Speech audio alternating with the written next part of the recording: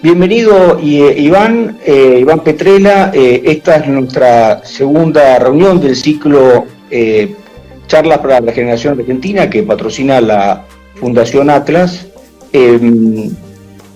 Iván Petrella tiene un currículum sumamente interesante. Él se graduó en Relaciones Internacionales por la Universidad de Georgetown, se ha doctorado en Religión y Derecho por la Universidad de Harvard, ha sido legislador porteño, funcionario del Gobierno Nacional durante la administración del presidente Macri, y fundamentalmente es un intelectual, es un hombre que cree en el poder de las ideas, ha escrito extensivamente sobre esto, y hoy nos acompaña para charlar de el rol de los intelectuales en esta coyuntura tan particular de la República Argentina.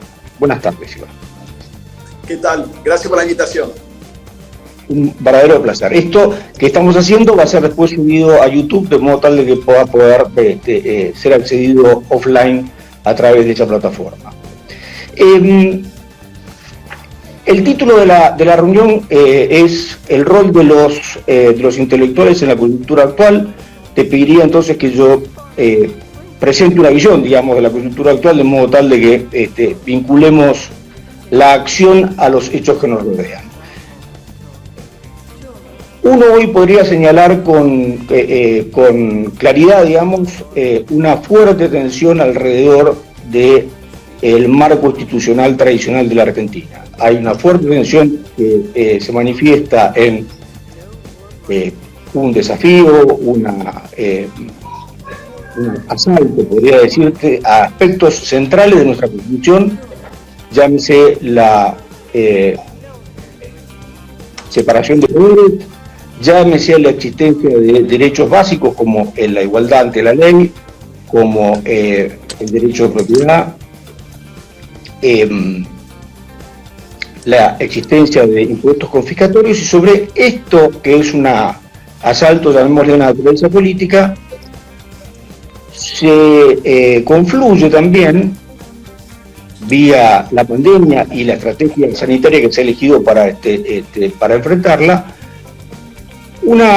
numerosas medidas, digamos, que afectan libertades individuales de las personas.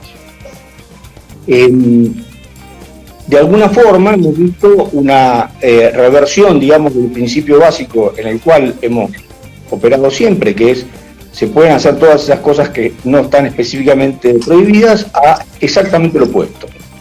Es el Poder Ejecutivo el que determina qué es posible, y lo que no está en esa lista, digamos, es objetado por el poder público. Esto se inscribe además en un fenómeno, digamos, de más largo plazo, que es el sistemático aumento que ha tenido el gasto público en los últimos 20 años, que nos ha llevado a pasar de una situación inicial en la década de los 80 y 90, donde el gasto público representaba alrededor del 26 al 28% del Producto Bruto Interno, a que en la actualidad supere el 45%. Digo esto porque es otra dimensión más en la cual las decisiones individuales han sido suplantadas por decisiones del Estado. Todo esto ocurre en el marco de una situación que ha generado una enorme frustración por parte de la sociedad y que puede llegar a generar condiciones en las cuales esta frustración se traduzca en una fuerte penalización para los que nos gobiernan. En ese contexto es que los intelectuales hoy deben adoptar alguna clase de posición. Nos interesa saber específicamente cuál es tu visión con respecto a este rol que se puede cumplir en esta circunstancia tan compleja pero al mismo tiempo fértil. Genial, gran introducción. A ver, en primer lugar, me parece que no hay ninguna duda que si uno mira el escenario político en Argentina hoy, vivimos en una Argentina donde las dos principales fuerzas políticas, por lo menos hoy, tienen visiones muy distintas del país, ¿no? Por un lado, tenés una oposición, creo yo, mi opinión, obviamente, que cree en la democracia republicana, y tenés un gobierno que a veces parece creer más en un modelo de democracia populista, por así decirlo. Hay visiones muy distintas también entre la oposición y el gobierno en cuanto al rol del Estado y el sector privado también en la economía. Y finalmente hay visiones muy distintas sobre el lugar de la Argentina, ¿no? Cómo debemos integrarnos, quiénes son nuestros aliados principales, quiénes son nuestros amigos, etcétera, etcétera. Eso está muy claro. Ahora, al mismo tiempo, si vamos a ir directamente al rol del intelectual en la Argentina, creo que el rol del intelectual en la Argentina no cambió mucho con el tema de la pandemia y la crisis económica actual. A ver, hemos tenido crisis económicas en Argentina una y otra vez, ¿no? Cada 10 años más o menos. Yo creo que el intelectual hoy tiene la obligación, porque generalmente el intelectual tiene cierto tiempo, no está gestionando, no está en el día a día, de permitirse un paso hacia atrás, salir de la microcoyuntura y no caer en la trampa de ser un comentarista de la coyuntura para la cual ya tenemos periodistas y muchos otros, ¿no? Y haciendo esa pausa, yo creo que hay por lo menos 3 cosas que el intelectual debería aportar. En primer lugar, ampliar lo que entendemos por coyuntura en la discusión pública en Argentina. ¿Qué quiero decir con esto? A ver, un país, un gobierno, puede invertir un motor de esfuerzo y de plata, renovando aeropuertos, pavimentando rutas, conectando cloacas, agilizando el Estado, etcétera, etcétera. Un trabajo que es fundamental y que hay que hacer. Pero si uno solamente hace eso y solamente discute esas cosas, después de mucho trabajo y esfuerzo vas a hacer una pausa, vas a mirar a tu alrededor y vas a decir, pucha, trabajé un montón, pero sigo 20 años atrasado. ¿Por qué? Porque haciendo eso, lo único que hiciste fue ponerte al día con la agenda del siglo XX. Hiciste lo que hicieron otros países décadas atrás. Y el mundo avanza, el mundo cambia, el mundo se transforma. Y si no incorporás ya a la agenda coyuntural la discusión del siglo XXI, qué sé yo, edición genética, inteligencia artificial, cosas que impactan y van a impactar mucho más en la Argentina en los próximos años, nunca vas a salir del círculo del atraso. O sea que ese es un primer punto. Ampliar lo que entendemos por coyuntura en la discusión pública. Cualquier persona que quiera ver la diferencia entre lo que se discute, especialmente prepandemia. Ahora con la pandemia, obviamente la pandemia en todo el mundo domina la discusión pública. Pero antes de la pandemia, lo que era tapa de diarios en Argentina versus tapa de los diarios en Alemania, Estados Unidos, en Francia, ya se da cuenta que las discusiones son otras. Y los atrasados somos nosotros. No, los desactualizados somos nosotros. Segundo punto. Creo que el intelectual tiene algo importante para aportar en desarmar dicotomías falsas que se dan una y otra vez en la discusión pública. Doy 2 ejemplos. Dicotomía falsa entre industria y agro, ¿no? Donde la industria, para muchos sectores y muchos políticos, ven el desarrollo del país como la acumulación de fábricas que tiran humo por las chimeneas, eso siendo avanzado, y la agricultura como algo de productos primarios, etcétera, etcétera, cuando hoy sabemos precisamente que en la Argentina, si hay una industria de vanguardia, es precisamente la agricultura. Y con una semilla argentina muchas veces tiene mucho más tecnología que cualquier producto industrial. Con esto no quiero menospreciar la industria, pero no podemos seguir con esa división como una cosa es avanzada y otra cosa es atrasada. Es una división falsa. Segunda dicotomía, para dar como ejemplo. Todo el mundo dice que hay que exportar más. Es cierto, hay que exportar más. Pero en general, los mismos que dicen que hay que exportar más están en contra de las importaciones. Cualquier persona debería saber que casi todo lo que se importa en Argentina son insumos para la producción. Por ende, nunca vamos a exportar más si no importamos más. Y al mismo tiempo, cabe notar que según el Banco Mundial somos el país más cerrado del mundo. O sea, ya se importa poco y lo que importamos realmente no compite con la industria nacional. O sea que hay que desarmar esas dicotomías. La tercera cosa, y con esto cierro para no extenderme, creo que el intelectual también tiene un rol muy importante en intentar poner sobre la mesa de la discusión pública los temas tabú, los temas antipáticos, los temas que nadie se anima a poner sobre la mesa, ¿no? Y doy un ejemplo para que esto sea claro. A ver, lo que voy a contar ahora es hasta fines de año pasado, porque no sé cómo han cambiado los números con la pandemia y el cambio de gobierno, ¿no? Pero hasta fines del año pasado, la pobreza entre adultos mayores en Argentina era de alrededor del 10%, ¿no? Entre 9 y 12, dependiendo del momento, pero más o menos eso. Pobreza entre menores de 14 años en Argentina, alrededor del 46-47%, ¿no? Dramático, pero veamos el contraste, ¿no? Alrededor del 10%, casi el 50%. Porcentaje del presupuesto nacional que va a adultos mayores vía jubilaciones o pensiones es nuevamente casi el 50%, creo que es alrededor del 46%. Presupuesto del gobierno nacional que va a menores de 14 años vía AUH o algún plan familiar no llega al 2%. A ver, no sé si quedó claro, no estoy diciendo que los jubilados o adultos mayores en la Argentina tienen jubilaciones geniales y que viven bárbaro, pero claramente ahí tenemos un problema, ¿no? Tenemos un problema en el manejo de recursos que muy poca gente, yo lo viví en carne propia cuando fui funcionario de gobierno, se anima a decir esto públicamente. Porque, hablando crudamente, vas a intratables y decís esto y te linchan, ¿no? Digamos, pero son temas que en la Argentina tenemos que discutir a futuro. Y la verdad, si no discutimos estas cosas, si no ampliamos la coyuntura, si no desarmamos las dicotomías falsas, si no ponemos sobre la mesa los temas difíciles y los temas antipáticos, incluso es imposible tener políticas de Estado.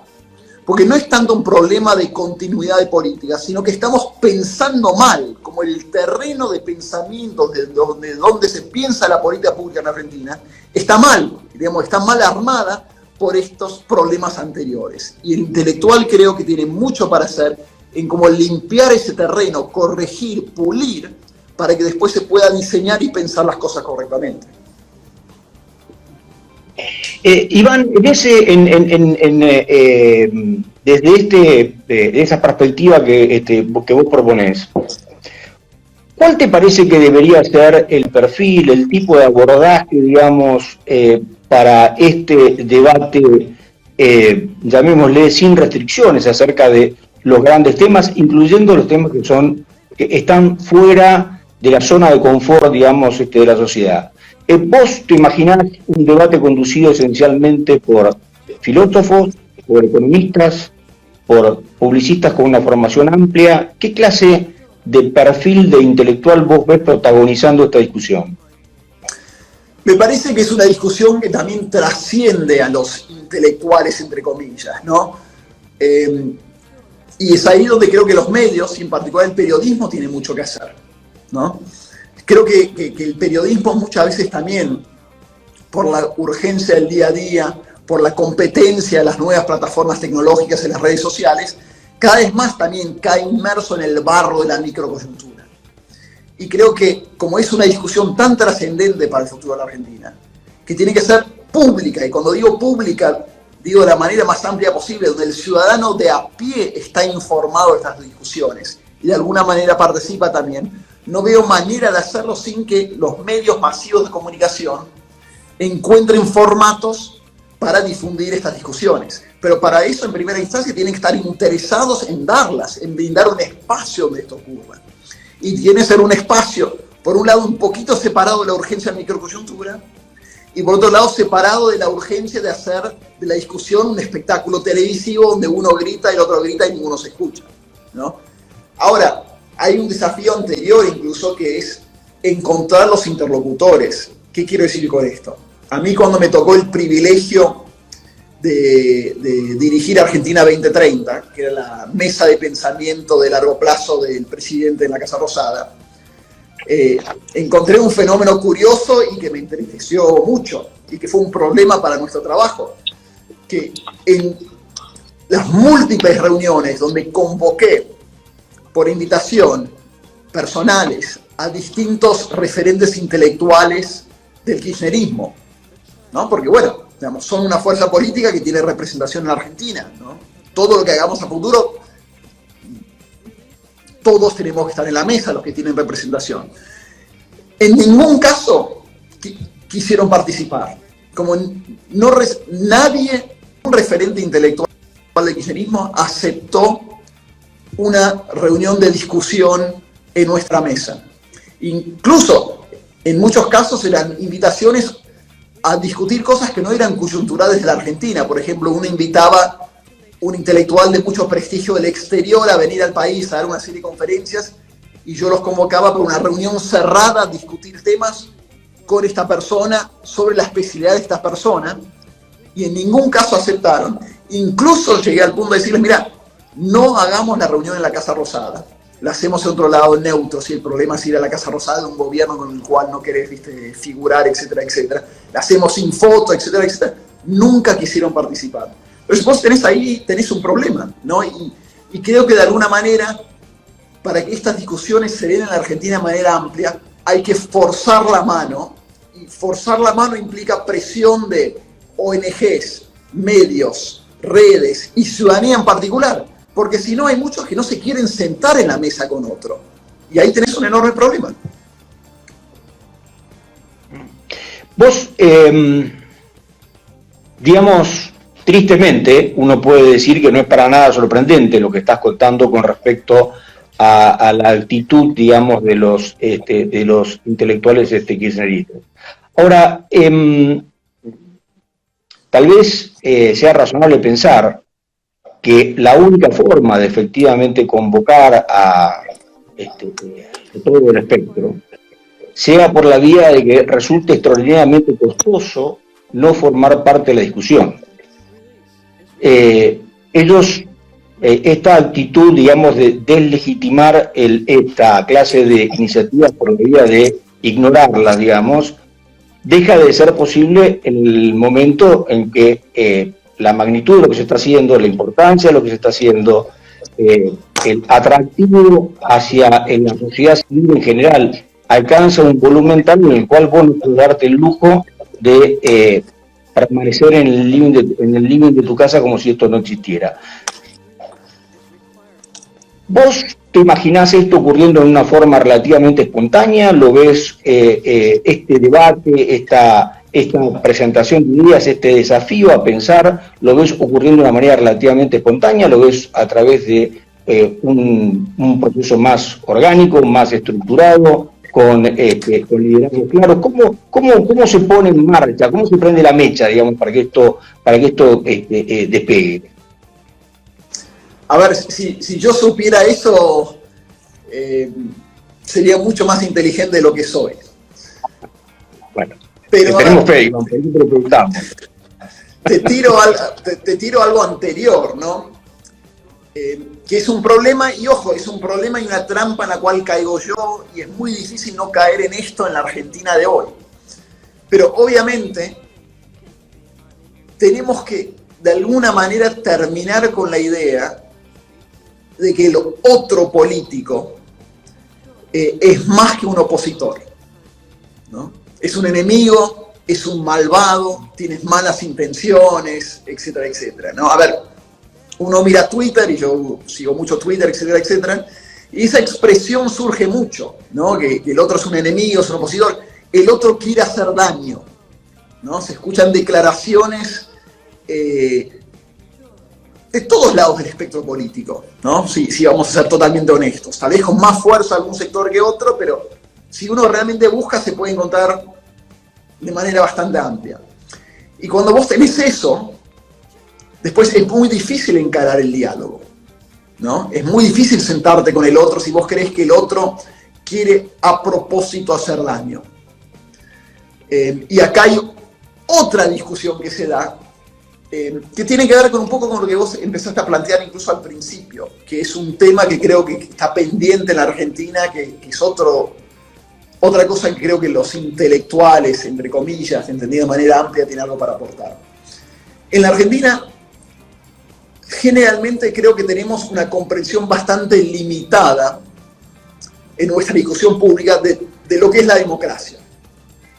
Generalmente entendemos la democracia como una serie de instituciones, división de poderes, ejecutivo, legislativo, judicial, y como un sistema electoral para elegir líderes, ¿no? Las elecciones. Y hay una manera más rica de entender la democracia, que creo que es hora, en nuestra ya madurez democrática, lo tomemos, que es entender la democracia también como una cultura, o sea, como una serie de valores, de actitudes y de conductas que si no existen, la democracia institucional no va a funcionar. A ver, doy un ejemplo. Yo no sé si el INDEC tiene una carta orgánica o una especie de magna carta. Ponele que sí, que tiene una carta orgánica. En esa carta orgánica, donde dice 1, 2, 3, 4, las funciones del INDEC y lo que hay que hacer, seguramente en ningún lado hay un artículo que dice no vas a truchar los números, ¿no? No vas a falsificar las estadísticas. ¿Por qué? Porque se supone que a nadie se le va a ocurrir hacer eso. Porque hay una cultura democrática, una regla no escrita de que eso no va a ocurrir. Cuando vos violás las reglas no escritas de la cultura democrática, después es muy difícil dar marcha atrás. Es muy difícil encontrar los puntos de consenso, porque ahí todo se radicaliza, ¿no? Todo empieza a volverse un juego de suma cero. Por eso creo que la Argentina, obviamente hablo de mi lugar desde Juntos por el Cambio, perdió una oportunidad histórica el año pasado en las elecciones. Porque si nosotros lográbamos reelegirnos, hubiéramos sido el primer país del siglo XXI en lograr la transición de un sistema político y económico colonizado por el populismo a uno republicano. Hubiéramos marcado eso. Si uno mira la literatura hoy en día, hay muchísimo escrito por intelectuales de todo el mundo sobre cómo y por qué los países caen en el populismo.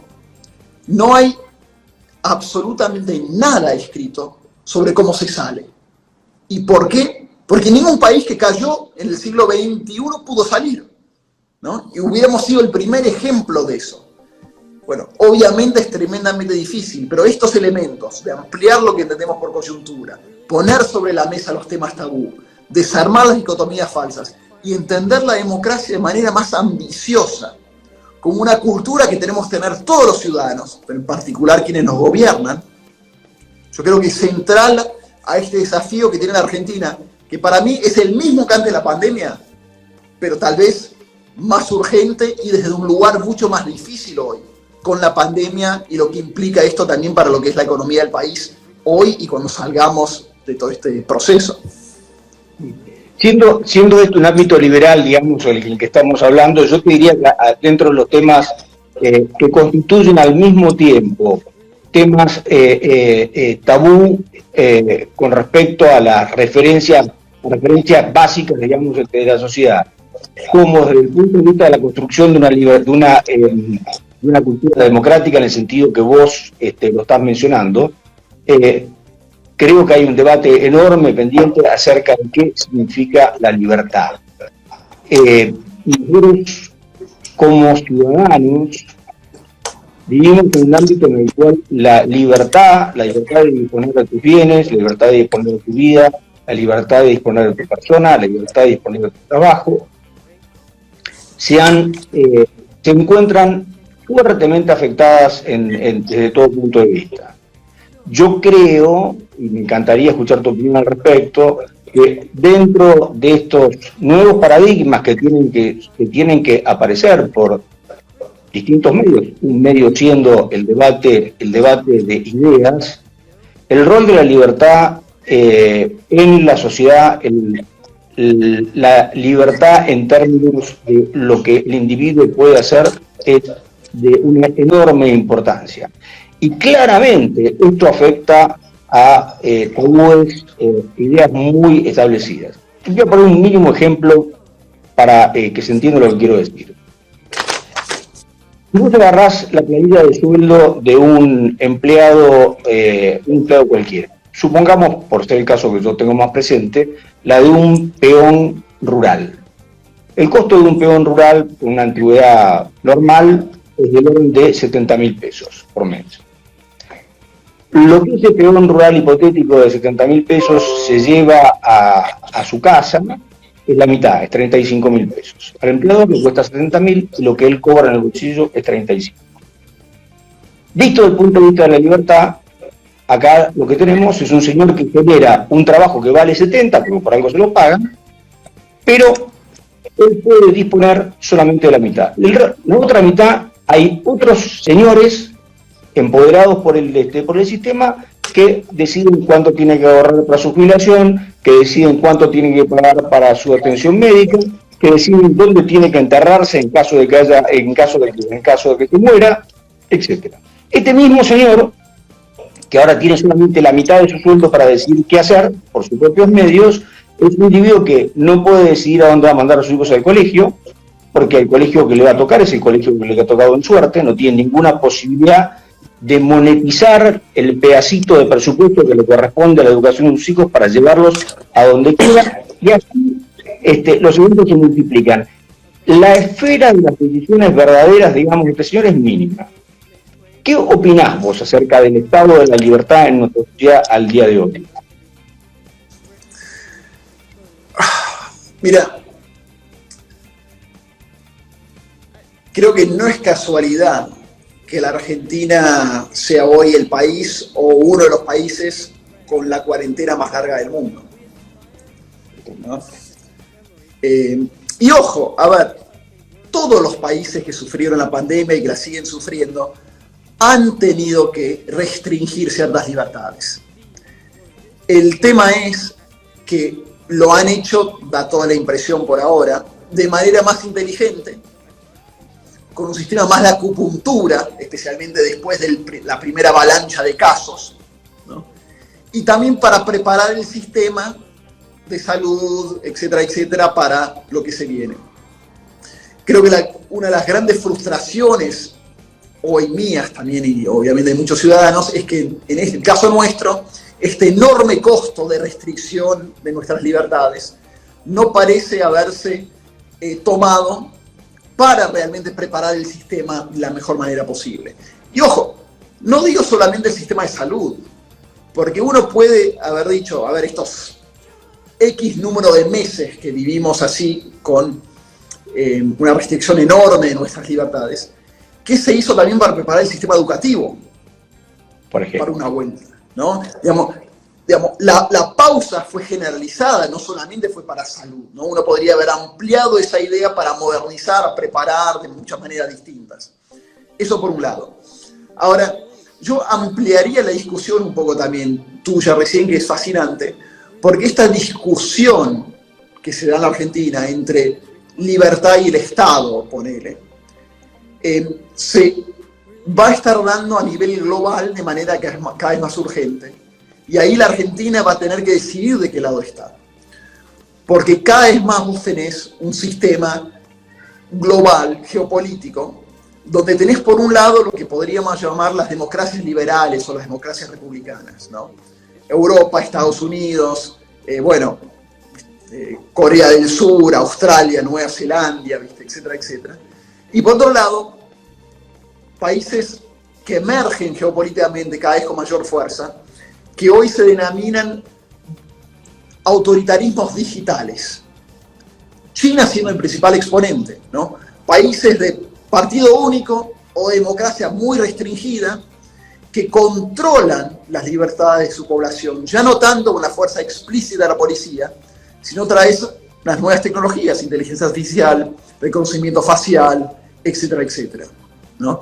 Esta discusión que nosotros vivimos en nuestro microclima coyuntural, a nivel global va a ser la gran puja geopolítica del futuro. Y de nuevo, la Argentina va, como país de G20, como uno de los principales países de América Latina, como faro cultural de la región, va a tener una opinión y va a tener que plantarse y opinar. Y no me queda claro con este gobierno de qué lado va a estar. Yo creo que estaría muy claro de un gobierno de Juntos por el Cambio. Pero cómo nos plantamos ahí también decide el rumbo de la Argentina en los próximos años. No podemos ser neutrales. Iván, me gustaría cerrar con una pregunta doble, haciendo un poco de trampa en todo caso.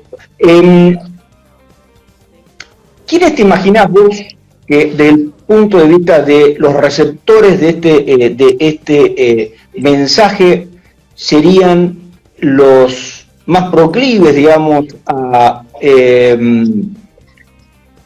asumirlo como una cuestión de enorme importancia y simétricamente, digamos, ¿dónde está la resistencia a conversar de estas cosas, no ya dentro del kirchnerismo, no ya la resistencia explícita, sino la resistencia al cambio dentro de los que forman parte, digamos, del ámbito que podemos denominar republicano? Sí, excelente pregunta. A ver, por un lado, para mí, el receptor privilegiado del mensaje de una Argentina contemporánea, global, protagonista, inclusiva, es lo que yo llamaría la clase popular aspiracional. La clase media baja, la clase baja que quiere trabajar, que quiere salir adelante, que quiere que sus hijos vivan mejor, que quieren un proyecto de autonomía para ellos y sus seres más queridos. Que cada persona pueda decidir su rumbo de vida y que tenga múltiples posibilidades y ofertas de trayectorias de vida. Para mí eso está muy claro, lo que yo llamo la clase popular aspiracional, que en la Argentina son millones y millones de personas que no se conforman con la realidad que viven hoy y que quieren algo mejor y están dispuestos, y lo hacen todos los días, a sacrificarse, rompiéndose el lomo por un futuro mejor para ellos y sus chicos y sus familias. Eso por un lado. Ahora, ¿dónde veo yo los principales obstáculos de cambio? A ver, lo que yo llamaría la clase política y empresarial y sindical prebendaria. Los segmentos de la clase política, de la clase empresaria y de la clase sindical que son los privilegiados hoy en la Argentina, que son los que prefieren que nada cambie porque viven de las rentas que le sacan del Estado, viven de los kioscos que tienen armados, que claramente actores nuevos y nuevas circunstancias pierden poder, ¿no? Pierden el control que tienen sobre el manejo del país, y son ellos, digamos, esa corrupción enquistada que encontramos en algunas partes de la sociedad que hay que romper. Y de nuevo, ¿por qué se oponen tantos políticos y sindicatos y empresarios a una apertura normalizada de la economía? Porque recordemos, la Argentina es la economía más cerrada del mundo. Porque dejan de vender en un mercado cautivo, donde no tenés alternativas. ¿Por qué tantos sindicatos educativos, por ejemplo, se oponen a aprender experiencias extranjeras? Bueno, porque los obliga a cambiar, ¿no? ¿O porque se oponían a la devaluación? Porque de nuevo, los obliga a cambiar, a ver la realidad, ¿no? ¿Por qué la clase política intenta una y otra vez sofocar ideas nuevas? Bueno, los obliga a cambiar, a aprender, a ayornarse. Pero sin eso es muy difícil cambiar la Argentina, ¿no? Y insisto, los principales interesados es la clase popular aspiracional, y los principales opositores a cualquier agenda de cambio es la clase política, empresarial y sindical prebendaria. Bueno, creo que ha sido sumamente refrescante hablar contigo, te agradezco muchísimo. Seguramente vamos a convocarte en el futuro a seguir esta charla, que claramente no está agotada ni muchísimo menos. Aprovecho para recordar a todos los que nos están escuchando que esta misma conversación se va a poder ver en YouTube en el futuro inmediato. Y bueno, me despido de Iván Petrella agradeciéndole muchísimo el tiempo que ha pasado con nosotros y la riqueza de esta conversación. Muchas gracias. Un placer y a disposición.